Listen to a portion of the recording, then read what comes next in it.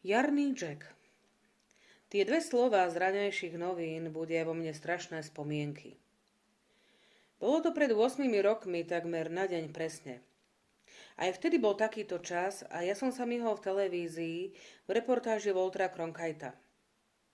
Bol som len v pozadí za reportérom, ale rodičia ma hneď spoznali. Telefonovali mi do školy. Otec bol úprimný a povedal to otvorene. Chcel, aby som mu vysvetlil situáciu. Mama nastojila, aby som prišiel domov, ale ja som nechcel ísť domov. Bol som očarený. Očarila ma temná a hmlistá jar a zlovesný tieň smrti, ktorý sa prechádzal jahodovým oparom noci pred 8 rokmi. Tieň jarného Jacka. V Novom Anglicku volajú toto obdobie jahodová jar. Nikto nevie prečo, volajú to tak už od dávna. Veď prichádza raz za 8 alebo 10 rokov. Možno sa aj udalosti na pedagogickej fakulte v New Sharon počas jahodovej jary pred 8 rokmi pravidelne opakovali, ale či na to niekto prišiel, nevie nikto. Jahodová jar na škole v New Sharon sa začala 16. marca 1968. V ten deň udrela najstudenšia zima za posledných 20 rokov. Pršalo a more bolo cítiť aj 30 kilometrov od pobrežia. Snehová pokrývka, takmer celý meter vysoká, sa začala roztápať a na chodníkoch v areáli školy vznikla člapkanica. Sochy z čias zimného karnevalu, ktoré si pri teplotách pod bodom mrazu udržali ostré formy, sa borili a klesali.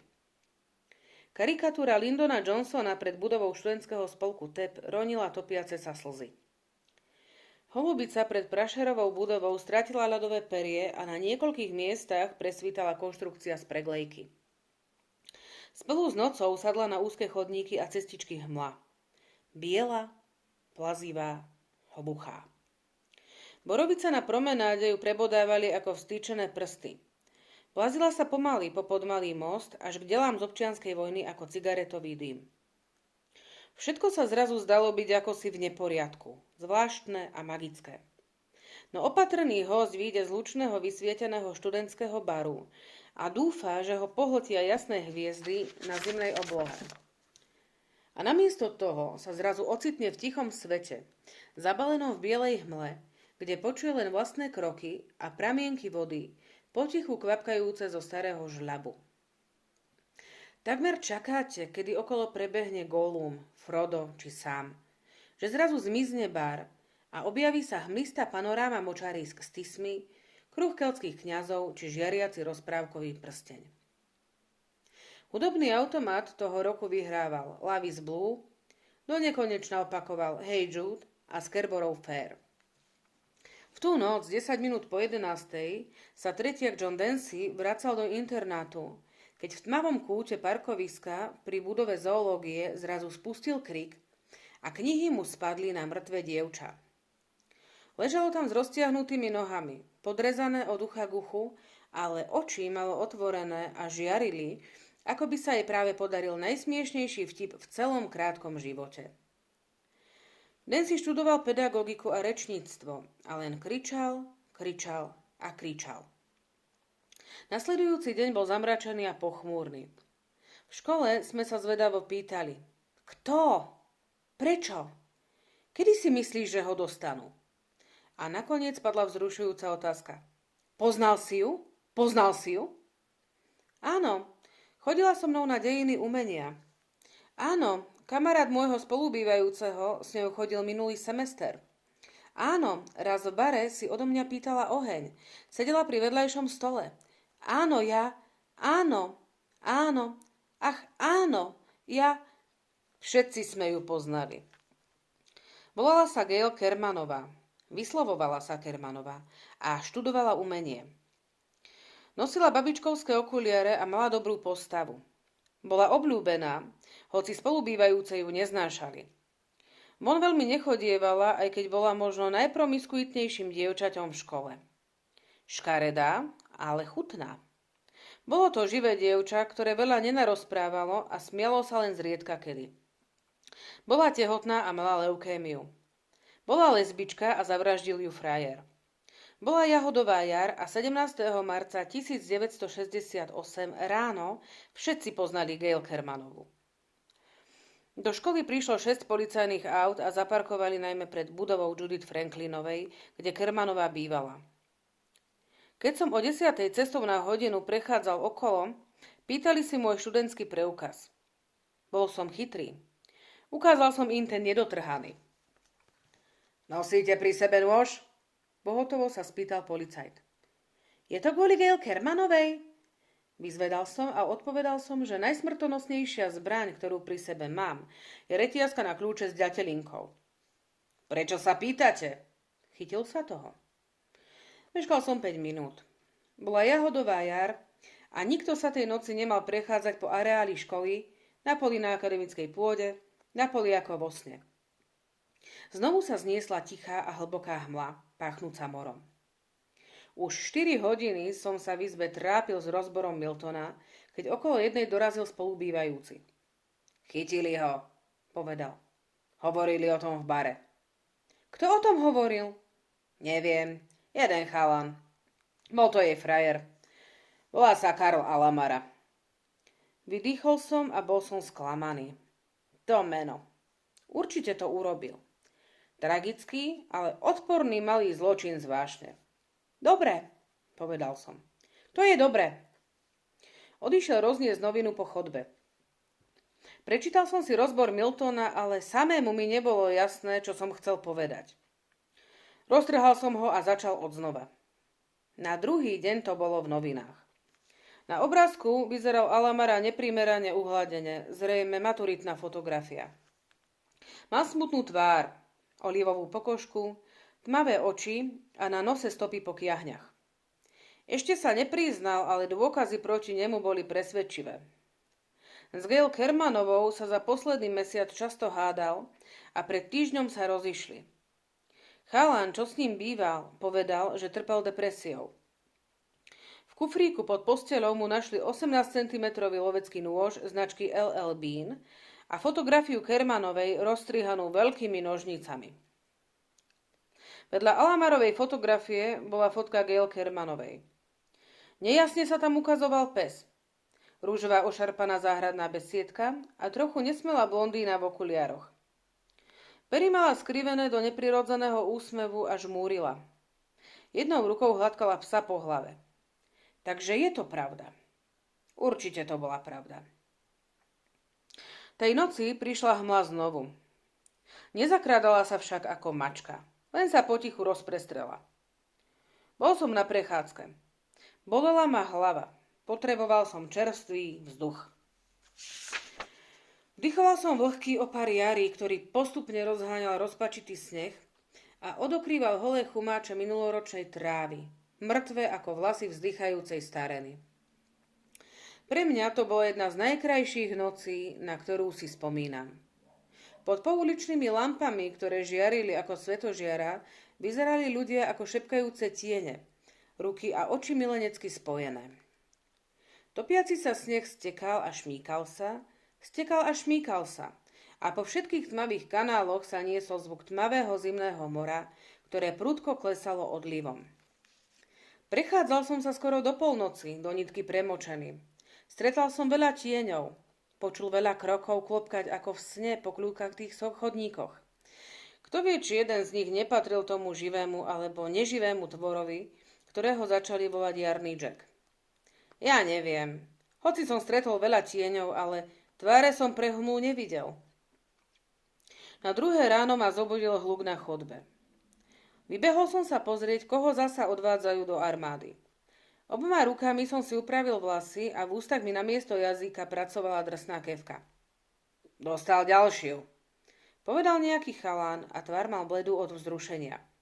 Musia ho prepustiť. Prepustiť koho? Alamaru, povedal ďalší chalán škodoradostne. Keď sa to stalo, bol vo väzení.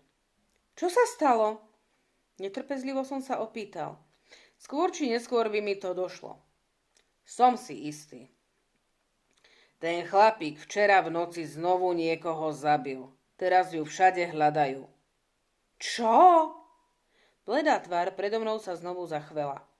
Jej hlavu. ten, kto vraždil, si zobral jej hlavu. Fakulta v New Sharon ani dnes nie je veľká škola a vtedy bola ešte menšia.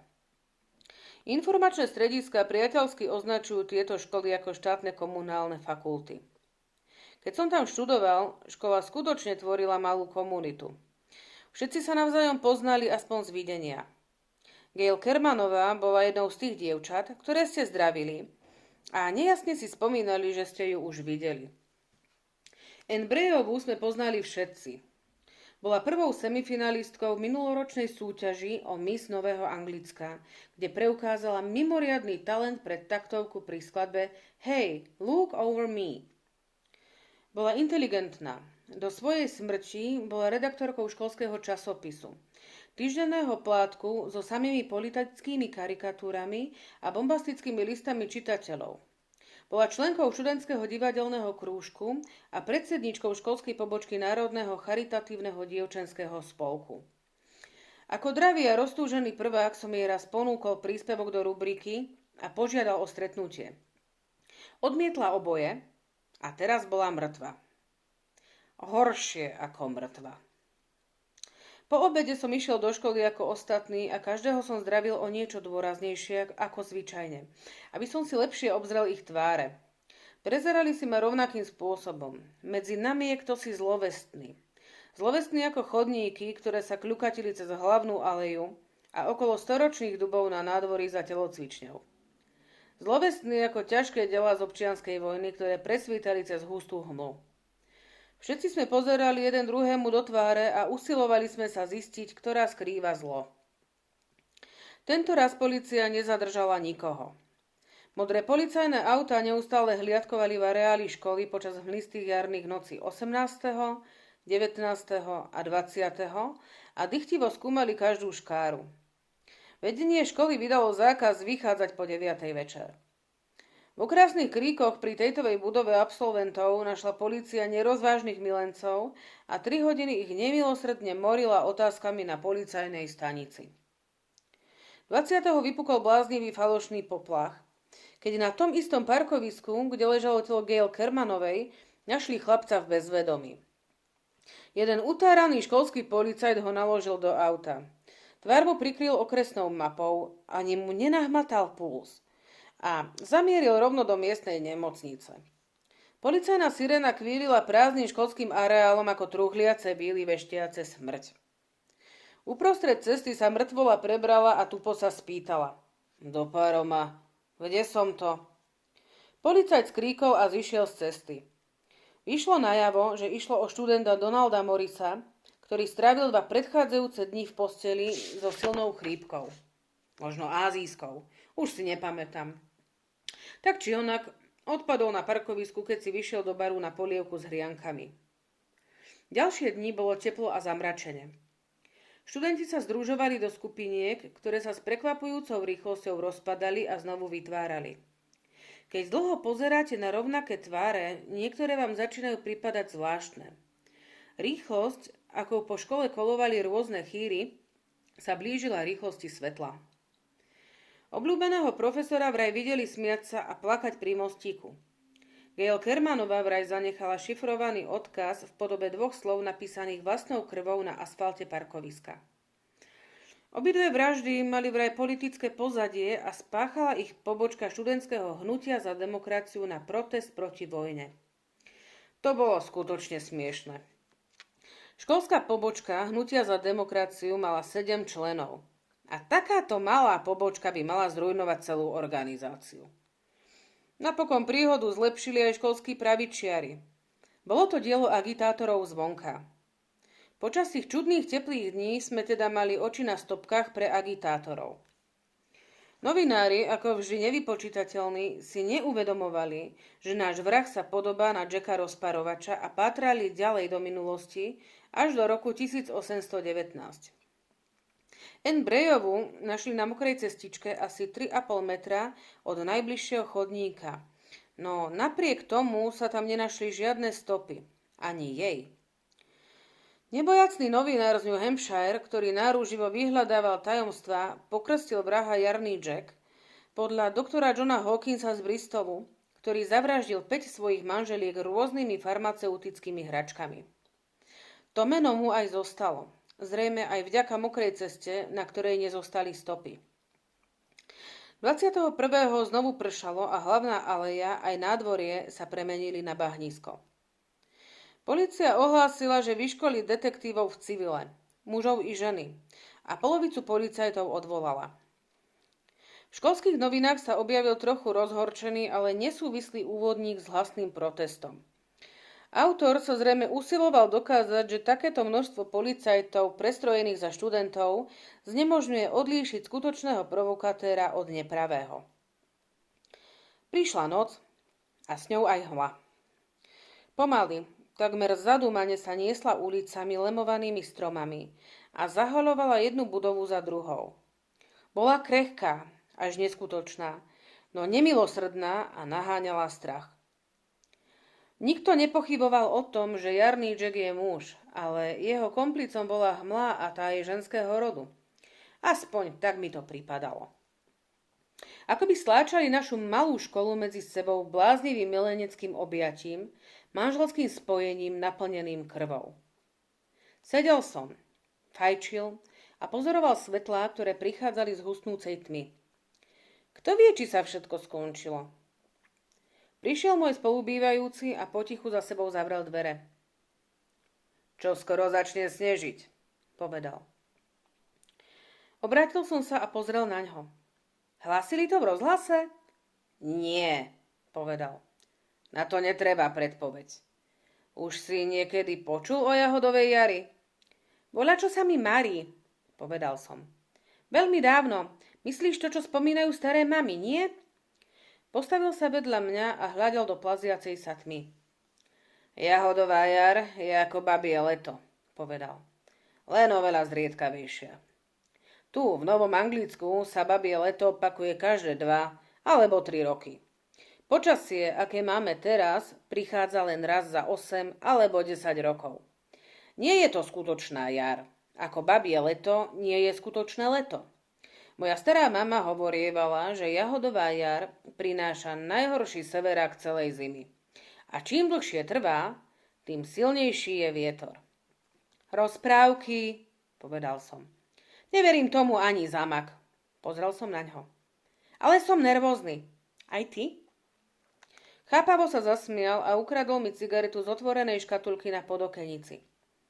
Podozrievam všetkých okrem teba a seba, povedal a úsmev mu trochu zoslabol. A ani tebou som si niekedy nie celkom istý. Nechce sa ti zájsť do klubu na biliard. Dám ti 10-bodový náskok. Na budúci týždeň mám test z trigonometrie. Čaká na mňa zázračná zvýrazňovacia ceruzka a hreba poznámok. Idem sa bifliť. Ešte dlho potom, čo odišiel, som len pozeral do okna.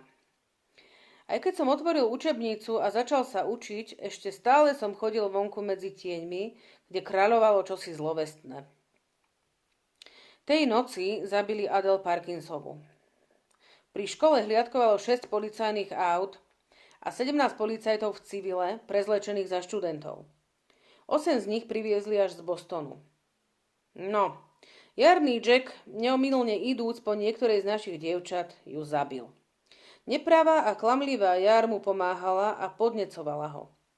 Zabil ju a nechal opretú o volant jej Dodge do 64., kde ju na druhý deň našli. Časti jej tela ležali na zadnom sedadle a v kufri.